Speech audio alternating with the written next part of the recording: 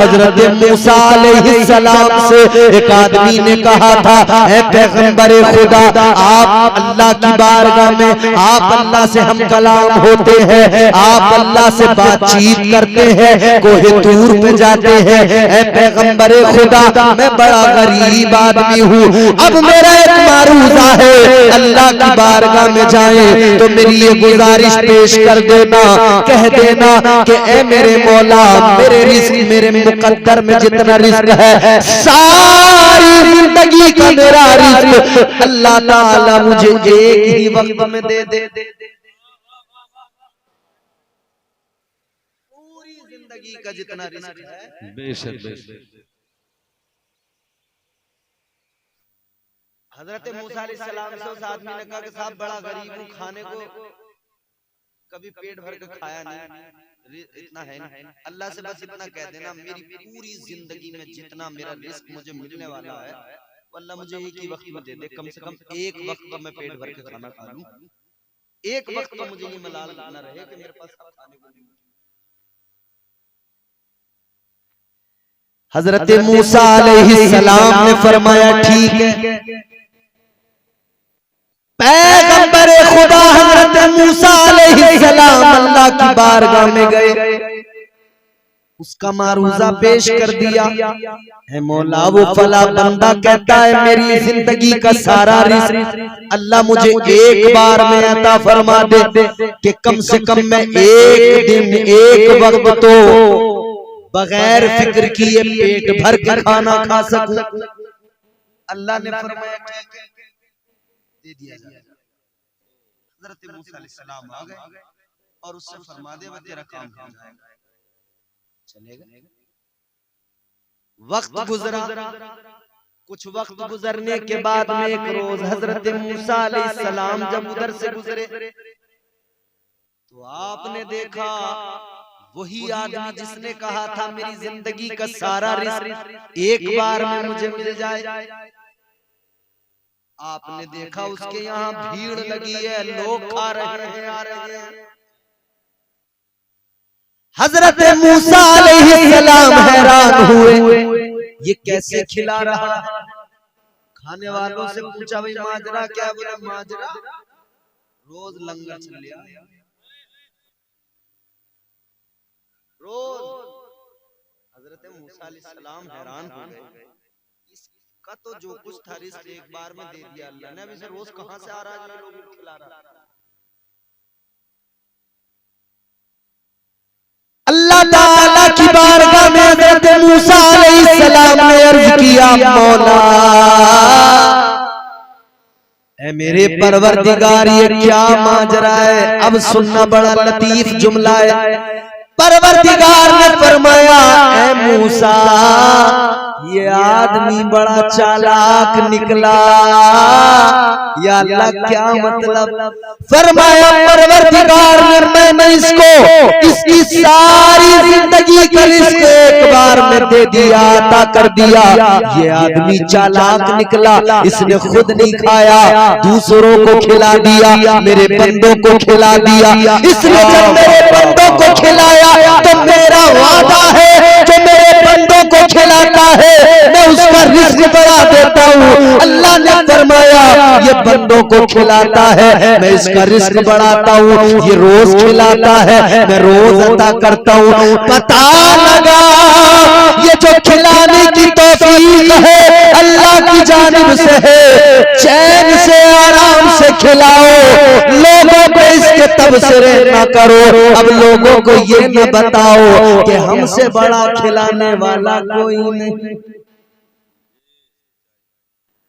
कई लोगों की आदत होती है, जुबैर हसानी साहब घर लेके जाएंगे या आप किसी वजह से आप किसी काम से उनके घर चले गए, सलाम अलैकुम, वालेकुम अस्सलाम,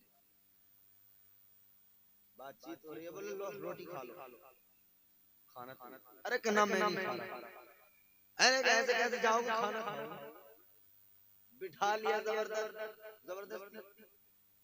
बोले यार हमने कोफ्ते बनवाए खा के, कोफ्ते सामने आ गए,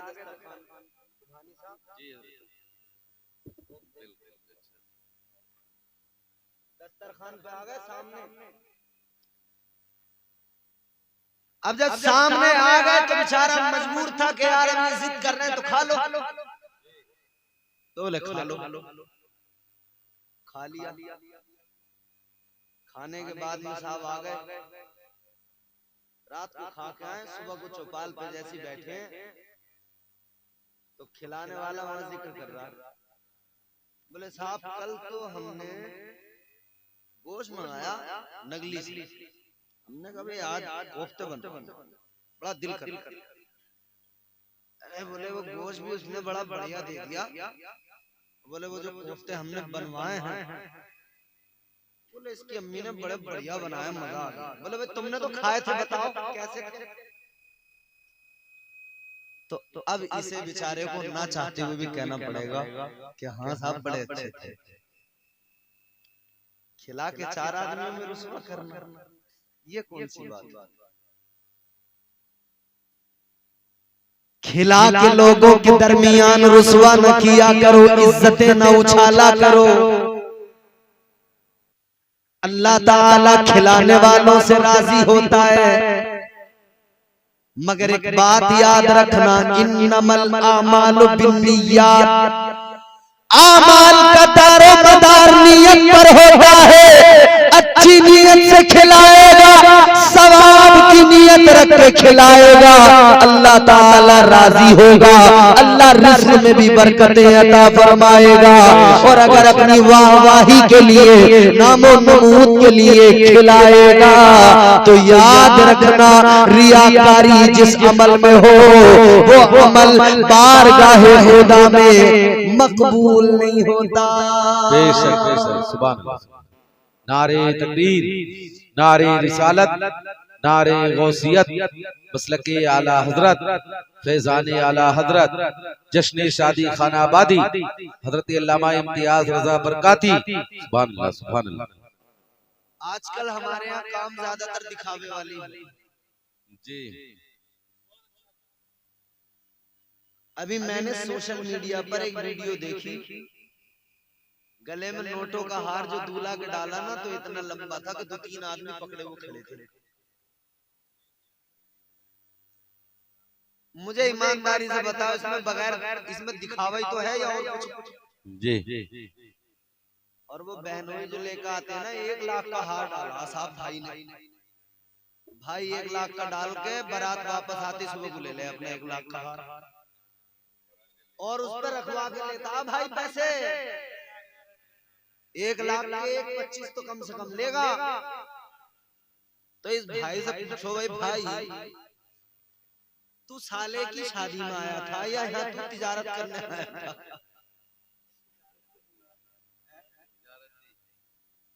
भाई तिजारत करने आया, और इसका कब्जा नहीं था 1 लाख का, उधार लाया दुकान वाले। बोले टेंशन मत लो, हार झूका तू ला के दूंगा, ऊपर से इसका किराया दूंगा तुम्हें। इससे खरी आमदनी क्या होगी? जाते ही पैसे बढ़ रहे हैं। ये भी चक्कर नहीं है कि माल बिकेगा नहीं बिकेगा, माल बिका हुआ। अब साला बेचारा कुछ कह नहीं सकता, भाई से अगर कुछ कह दिया और भाई अगर बिदक गया तो तमाम शादी में बवाल हो जाएगा। फिर सब भूल भाल के लोग भाई के पीछे लगे, अरे भाई नाराज हो गए, अरे भाई भागे फिर रहे भाई के पीछे, भाई कूदा कूदा फिर रहा, भाई थाई बस मार यार।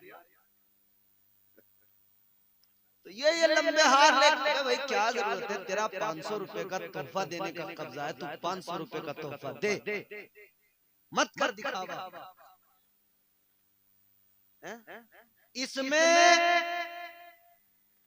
इसमें बेइज्जती नहीं होगी, तेरी जितनी हैसियत जितना कब्जा उतना दे दे, लेने की तवक्कुल से मत दे। बच्चा पैदा हुआ तो बोले भेली जाएगी, भेली 15 किलो रसगुल्ले बनवा के ले गया। अरे बड़ी खुशी है, लड़का पैदा हुआ है। 15 किलो रसगुल्ले ले गया, 2000 या 3000 के मिले। बेचारी सास अब 15 किलो रसगुल्ले के अगर 3000 हो रहे तो 6000 दे रही है।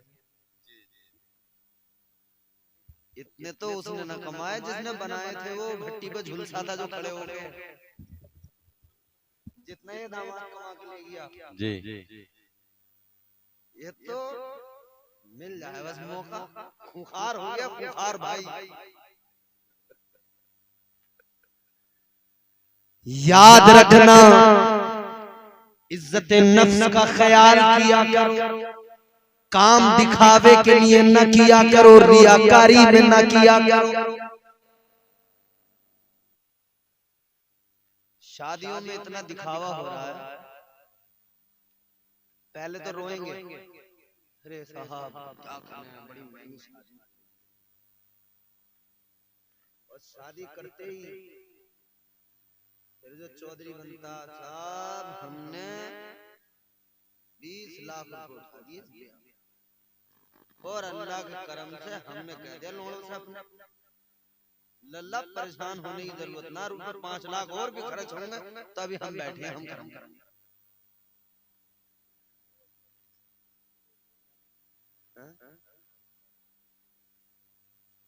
और दिखावा इतना, हर एक चीज में दिखावा, हर एक चीज में दिखावा। अल्लाह याद रखो दिखावा न किया करो। अल्लाह ताला ने जिस तरह हर मोड़ पर आपकी मेरी इज्जत का भरम रखा है, इसी तरह आपको और मुझे चाहिए हम अपनों की इज्जत का भरम रखा करें। बेशक बेशक सच्चाई। भाई की शादी हो रही है जी, लग जाओ। की शादी में भी अगर हम भाई का अपने भाई को परेशान करेंगे, घर की बदनामी होगी, बेइज्जती होगी, छोड़ दो सारे गिले शिकवे। भाई तेरी शादी है, मैं तेरे साथ खड़ा हूं, हर अच्छे बुरे में सुख दुख में अपनों के साथ खड़े रहेंगे। ये जमाना बड़ा शातिर है, नजर देखना, तेरी आंखों में मोहब्बत का असर देखना। अगर तू भाई से अपने मोहब्बत करता है, दुनिया चाहती है भाइयों में झगड़ा हो जाए, लड़ाई हो जाए, तुम लड़ोगे जमाना मजा लेगा, जमाना देख के हंसेगा, चौराहों पे तुम्हारी खिल्लियां उड़ाई जाएंगी। मोहब्बतें पैदा करो, आपस में एक दूसरे की इज्जतों का ख्याल। अल्लाह ने फरमाया ऐ ईमान वालों, इज्जत दी अल्लाह ने, और हम लोगों की उछालने में लगे हैं। कोई किसी की जरा सी मिल जाए, बस जरा सी 19 बात तमाम गांव में फैलाना, इलाके में फैलाना मिनटों का काम है। अब तो सोशल मीडिया चल पड़ा, जरा सा किसी का वीक पॉइंट तलाश रहती है, इसका कोई दुखती हुई रग मिल जाए, कमजोर पर। घरों का माहौल ऐसा हो गया, घरों में बैठकर तेरी मेरी बुराइयां, तेरे मेरे फजीते, घर में बैठकर जो माँ बाप करते हैं वही औलाद सीखती है।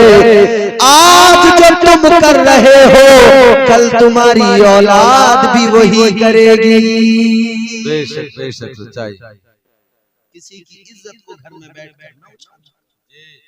हुजूर ने, मेरे आका ने उम्मत की फिक्र इतनी की है कि उम्मत की इज्जत की भी फिक्र की है, उम्मत के तमाम मामलात में उम्मत की फिक्र।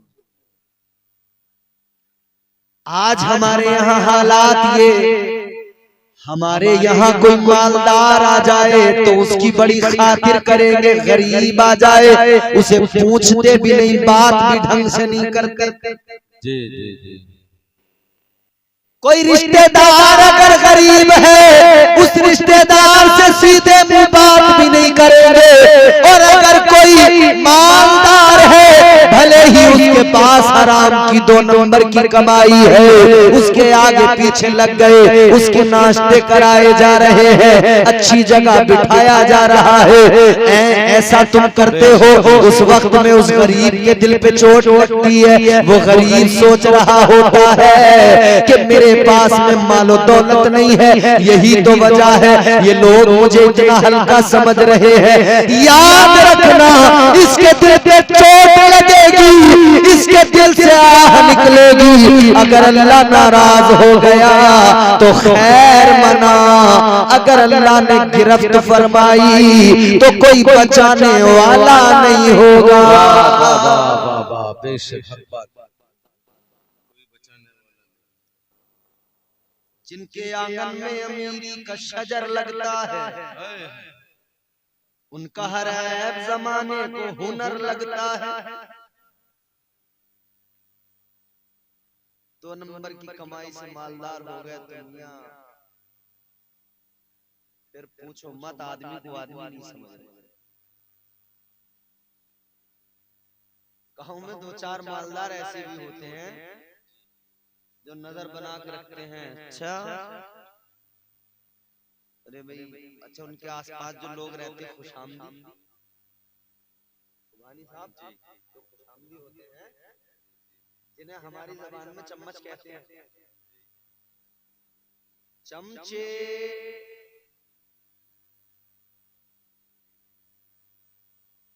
ये बड़ा काम खराब करते हैं। चमचे कहते हैं ना, पतीली से ज्यादा ढक्कन गरम, वो वाला हिसाब।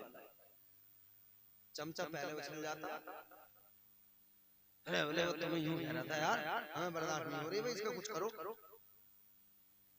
ये बात है, हम सबको बर्दाश्त नहीं होती। तो वो कह रहा है कोई बात नहीं, टेंशन मत लो, ये नकली में सिपाही आया मेरी जानकारी का, 5000 रुपए जाएंगे तो इसे बिल्कुल सीधा कर देगा। किसे सीधा करवाएगा? अपने मोमिन भाई को। चल करवा ले सीधा, कितना सीधा करवाएगा? थाने में बंद करवा देगा, पिटाई करवा देगा, 1 दिन बंद करवाएगा, 2 दिन बंद करवाएगा, 4 दिन 6 दिन, आखिरकार वो आ ही जाएगा। इसे सीधा करने के चक्कर में ये भी याद रख लेना कि मैं इसे अगर यहाँ परेशान करूंगा तो कब्र में फरिश्ते भी मुझे तबीयत से सीधा करेंगे। ये इस वाली पुलिस से नहीं कहेगा ये गरीब, ये तो अल्लाह की पुलिस से कहेगा। ये अल्लाह की बारगाह में कह देगा मालिक परेशान कर रहा है मुझे, मालदार है इसलिए। अल्लाह अपनी पुलिस लगाएगा। फिर इस वाली पुलिस का पटा इतना खतरनाक होता है, उस पर जब लिखा हुआ था आन मिलो सजना, जैसे मारे है ना वो दरोगा सिपाही, तो जो काम नहीं भी किया होता है उसे भी कबूल कर ले, बोले हाँ मैं नहीं करा था। जब इसकी मार पे ये आलम, तो सोच अल्लाह की पुलिस की मार कैसी होगी। फरमाया गया जब फरिश्ते आएंगे और मारेंगे, ज़र्ब लगाएंगे, एक ज़र्ब के अंदर 70 गज जमीन में बंदा अंदर धंस जाएगा। बेशक बेशक बेशक सच्चाई। तू करवा सीधा, मगर ये ध्यान रख, तुझे जो कब्र में सीधा करा जाएगा वहां तो कोई नहीं आएगा। यहाँ तो इस गरीब का कोई ना कोई तो हो ही जाएगा खड़ा इसके लिए, मगर वहां तेरा कोई नहीं होगा। आज ले उनकी पनाह, आज मदद मांग उनसे, कल न मानेंगे कयामत में अगर मान गया।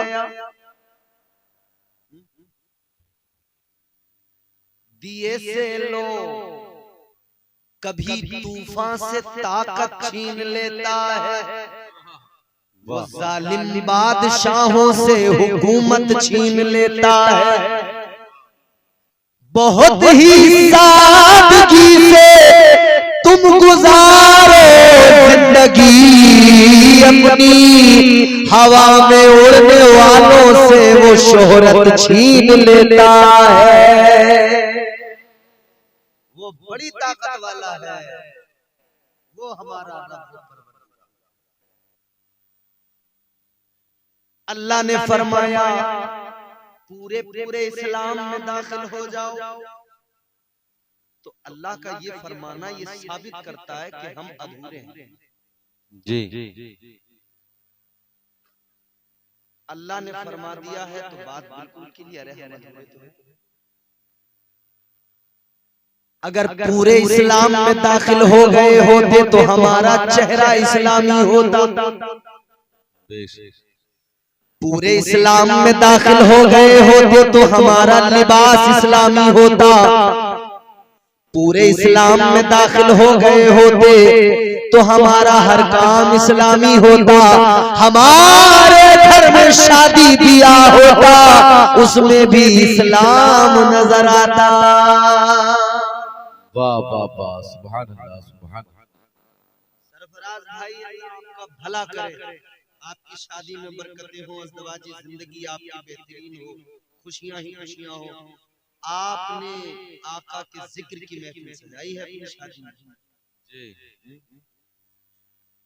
यही अलामतें हैं जिनसे पता लगता है कि इस शादी में इस्लाम है या दुनियादारों की शादी है। वरना तो लोग मियां नाच नहीं रहे डीजे बजा बजा, शर्टें उतार उतार, गर्मी में देखो तो पानी डालना है एक दूसरे पे, शर्टें उतार उतार घुमा रहे हैं। बावला हूँ मैं बावला, बावला हूँ मैं बावला। अच्छा तू बावला, अल्लाह ने तुझे अच्छा खासा बनाया था, तू बावला कब से हुआ? मुझे वो फिर हैरत ये होती है कि गांव वाले उससे बड़े बावला। अबे वो खुद बता रहा है मैं बावला हूँ, तो उसे पागल खाने छोड़ जाओ। क्यों रखे हुए गांव में? उसकी हरकतें बता रही है, वो शर्ट घुमा रहा है, पानी डाल लिया है, लौट रहा है नीचे और कह रहा है बावला हूँ मैं बावला। तो उसे उठाओ पागल खाने में डालो। क्या कर रहा है उसका गांव में? करंट के झटके लगेंगे, खुद सही होगा। मगर साहब अल्लाह रहम फरमाए,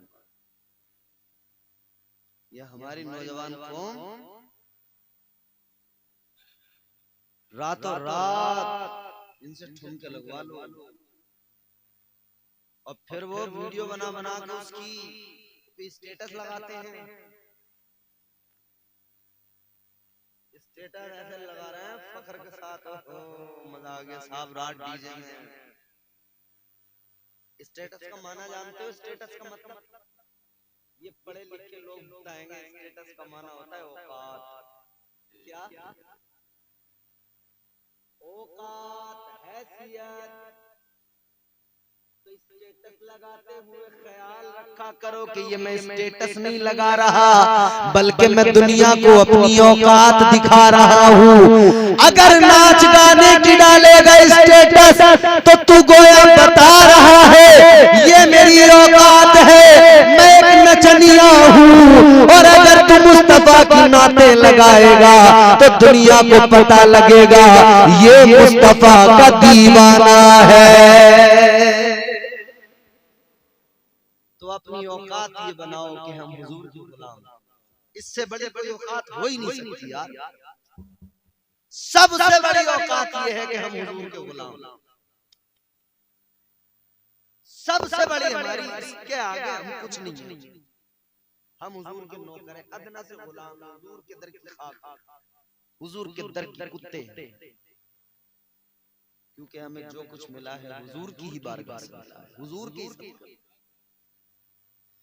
हम तो बस इतना कहते हैं जो मेरे इमाम ने कहा, आला हजरत ने कहा, उन्हें जाना उन्हें माना, न रखा गैर से काम। उन्हें जाना उन्हें माना, न रखा गैर से काम। लिल्लाहिल हम्द में दुनिया से मुसलमान गया। बस ये है हमारी हैसियत। जान है इश्क मुस्तफा, रोज वुजू करे, जिसको हो दर्द का मजा नाज़े दवा अपनी हैसियत बस इतनी बनाओ कि हम हुजूर के हो। इस्लाम में पूरे पूरे दाखिल हो जाओ, मतलब तुम्हारी शादियां भी हो तो इस्लाम में हो,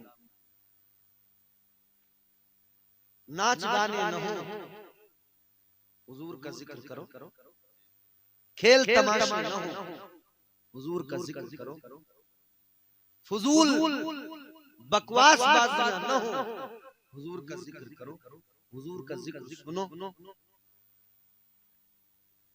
पूरी शादी के अंदर, पूरी तकरीब के अंदर, पूरी शादी में, पूरी तकरीब में मियां कितनी चीजें हैं जो हमारे यहाँ रस्म और रिवाज के नाम पे आई हैं।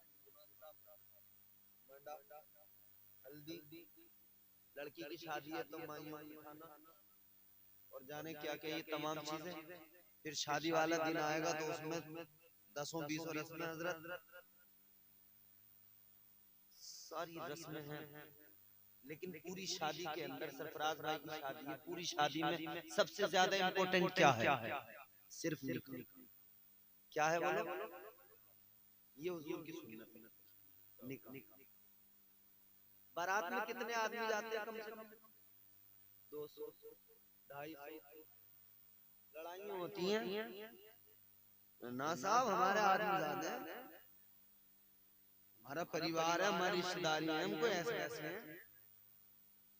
250 आदमी की बारात जाएगी साहब हमारी, उससे कम नहीं है। वो बेचारा लड़की वाला, उसकी धड़कन तेज हो गई, अरे बोले कुछ कम कर लेते, 200 भी आते ना जी, 250 जान।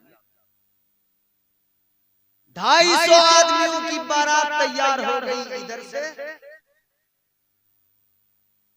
और उधर से लड़की वाले के लिए कुछ मेहमान, बिरादरी का खाना, उसमें कुल मिला के अगर सारा कैलकुलेशन करोगे पूरा टोटल 1000 आदमी तो हो ही जाएगा। 800, 1000 कम से कम नॉर्मल से। मैं कहता हूँ 1000 लोग ही मान लो, 1000 लोग एक शादी की तकरीर में जमा हुए, इन्होंने खाया पिया, रोटियां फेंकी ऐसी आधी आधी तोड़ के,